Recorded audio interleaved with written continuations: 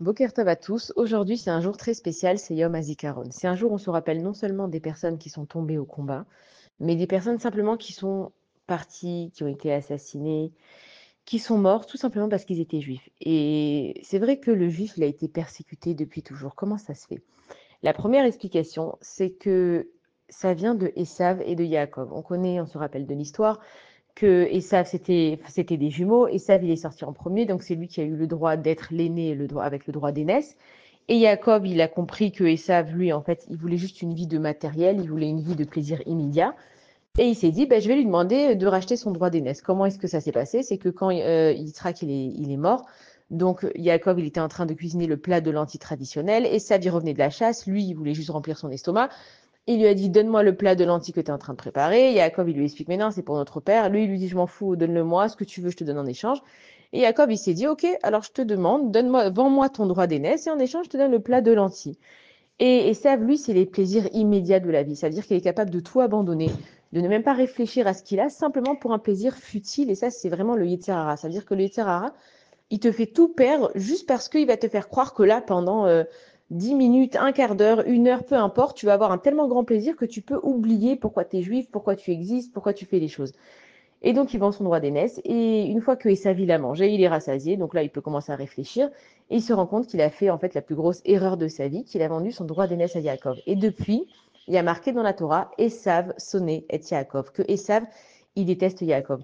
Donc, ce qu'il faut qu'on comprenne, nous les Juifs, c'est pas que si on va être plus généreux, si on va être plus tolérant, et on voit combien le peuple juif il est tolérant, et dès qu'il y a des tremblements de terre, peu importe où, on est en train d'envoyer des secours, même dans des pays qui ne veulent pas de nous, et qui en plus refuse l'aide de l'État d'Israël. C'est-à-dire que c'est quand même insensé. C'est-à-dire qu'un pays qui vient maintenant de subir une catastrophe naturelle ou autre, tu as besoin d'aide, mais tu es capable, tellement que ton antisémitisme il est fort, de refuser de l'aide alors que c'est toi qui a besoin d'aide maintenant. Ça veut dire qu'en fait, c'est plus profond que simplement des paroles, c'est plus profond que des actes. Et le peuple juif, il est tout le temps essayé de se justifier, de montrer que non, mais regardez, on est tolérant, et regardez, on va faire les Jeux Olympiques, et on va à droite, et on va à gauche, et on essaye d'arranger les choses. Il est marqué dans la Torah depuis toujours, Esav, Soné, et Yaakov. Esav, il va détester le peuple d'Israël. Ça veut dire qu'il faut déjà qu'on se mette dans la tête qu'on n'est pas là, en fait, tout simplement pour se faire apprécier des autres. C'est une course qui est très fatigante dans la vie même d'un individu par rapport à l'autre, de devoir tout le temps justifier qu'on est gentil, de devoir tout le temps justifier qu'on voulait le bien, de tout le temps vouloir se justifier qu'on est quelqu'un qui cherche simplement à faire des belles choses dans le monde. Et en fait, c'est une course que le Ham Israël y fait qui n'est pas à juste titre. Ça veut dire qu'on n'a rien à prouver à personne. Ça veut dire qu'on n'a rien à justifier à personne. On est qui on est. On fait pas de mal. On connaît les statistiques. On a le plus d'inventions par rapport au nombre d'habitants dans le pays. On est un peuple qui est complètement uni. On l'a vu, Baruch Hashem. Alors malheureusement, il faut qu'on ait des événements tragiques des fois pour voir notre union. Mais on voit qu'on est un peuple uni. On voit qu'on a des jeunes qui s'engagent à l'armée à 18 ans. Mais non, c'est pas rien de s'engager à l'armée, même si tout le monde le fait et même si les copains ils vont ensemble et ils se retrouvent ensemble. À 18 ans, quand tu es en Israël et que tu portes un uniforme, tu deviens une cible potentielle pour un terroriste. Pourquoi? Parce qu'il cherche simplement des soldats. Donc on ne va pas rentrer dans la polémique, est-ce qu'il faut s'engager dans l'armée, est-ce qu'il faut aller à la yeshiva? Dans notre différence, on a une force. Et c'est ça ce que Akadosh Baruch Hu veut nous montrer. C'est que si on était tous les mêmes, on ne serait pas intéressant. Si on chutait tous au même endroit, personne ne pourrait apprendre à personne. Si on avait tous les mêmes goûts, les mêmes envies, même les mêmes tenues vestimentaires, même les mêmes coutumes, ça serait pas intéressant. La vie, elle serait monotone. C'est comme si tous les jours on mangeait la même chose. Il faut des couleurs différentes, il faut des tailles différentes, il faut des états d'esprit différents pour qu'on puisse discuter, échanger.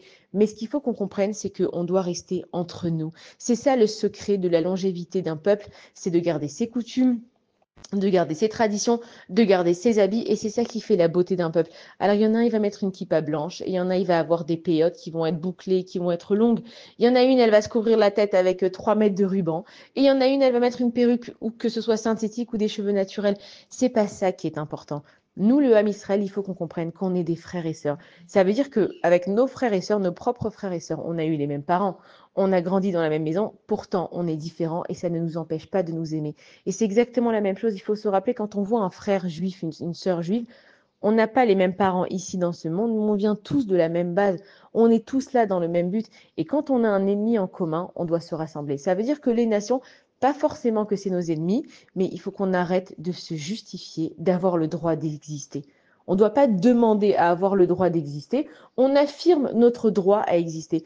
Et dans ce jour de Yom HaZikaron, où on pense à toutes ces personnes qui sont parties, qui ont offert leur vie pour que nous, on puisse vivre ici, il faut au moins que quand nous, on est ici, on sache pourquoi on est là. Ça veut dire qu'on a toujours envie d'aider son prochain. On a envie de partager la peine de tous ces parents maintenant qui vont aller et qui vont pèleriner leurs enfants, leurs frères, leurs sœurs ou toutes les personnes qu'elles ont perdues. Il faut que nous, on puisse faire quelque chose pour ces personnes. Et qu'est-ce qu'on peut faire? Il faut qu'on donne de la valeur à notre vie. Si eux, ils ont perdu leur vie pour que nous, on puisse vivre, alors au moins nous, il faut qu'on donne de la valeur à nos vies. Et il faut qu'on sache qu'est-ce qu'il faut prendre sur nous. Alors, nous, des fois, on croit qu'on fait un petit acte et que ça n'a pas vraiment de signification et que ça ne va pas changer le monde. Mais il y a un code dans le Ham Israël, c'est que quand Israël arrive, c'est que les béné Israël, on est dépendants des uns des autres et que Kadesh Baruch Hu, c'est comme un grand puzzle. Ça veut dire que s'il y a une pièce qui manque, il va falloir qu'il y ait une pièce qui le remplace. Ça veut dire que moi, je vais prendre une petite action aujourd'hui. Ok, je vais pas faire quelque chose d'extraordinaire, mais peut-être qu'il y en a un qui m'a fait une queue de poisson dans la route. À la place d'aller, d'ouvrir ma fenêtre et de commencer à hurler sur mon frère juif, je vais me dire, tu sais quoi, je vais pas le juger, il a fait ce qu'il a fait, je vais avancer ma route et je vais pas avoir de colère contre lui. Ça, c'est un petit geste qui m'a pris peut-être même pas 1 ou 2 minutes de réflexion, mais dans le ciel, ça a changé beaucoup de choses. Et toutes ces personnes-là, aujourd'hui, elles sont dans le ciel et elles regardent vers le bas. Et elles veulent voir, moi j'ai donné ma vie pour vous. Et qu'est-ce que vous allez faire de cette vie que je vous ai offerte? Parce que en se sacrifiant à eux, ils nous permettent à nous de vivre ici.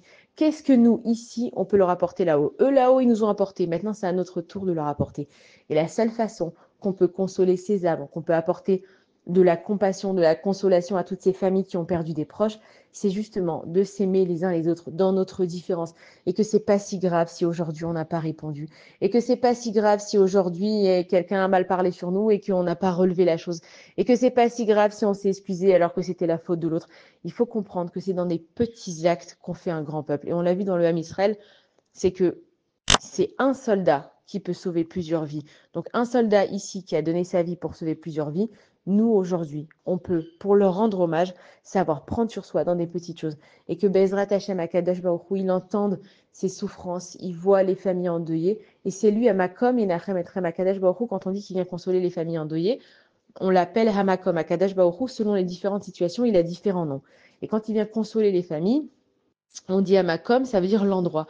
Que Akadosh Baruch Hu, il voit chaque endroit où il y a une personne qui est triste dans son cœur et que Akadosh Baruch Hu, il vienne enfin nous consoler avec des bonnes nouvelles, si Dieu veut, Mashiach, le Beth Amikdash, mais ça commence par des petits actes chez nous et que Dieu il nous prenne en pitié et que si Dieu veut, on puisse être un peuple qui soit fort, libre et que ce jour de Yom HaZikaron se transforme bientôt en jour de joie.